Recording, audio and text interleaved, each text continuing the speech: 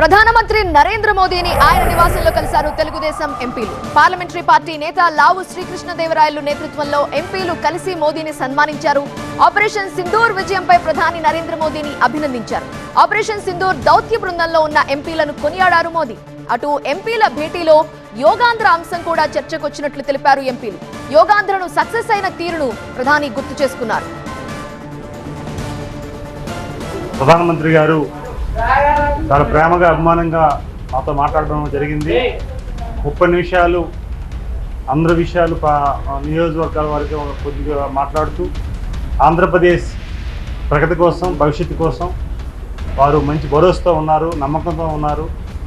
మాకు ఆనందం కలిగింది. ముఖ్యంగా గౌరవ ముఖ్యమంత్రి చంద్రబాబు నాయుడు గారు పరిపాలన పట్ల వారు చాలా కాన్ఫిడెంట్గా ఉన్నారు. అందరు ఎంపీలను కూడా మంచి టీం వర్క్ చేస్తున్నారు, చాలా బాగా చేస్తున్నారని వారు చెప్పడం, ప్రతి ఒక్కరిని కూడా ప్రోత్సహించడం, ప్రతి ఒక్కరిని అభినందించడం, అలాగే టీం వర్క్ చేసే యాక్టివిటీస్ని కూడా చూస్తున్నామని వారు చెప్పడం మా ఎంపీలందరికీ కూడా చాలా ఆనందం ఉందని ఈ సందర్భంగా తెలియజేస్తున్నారు.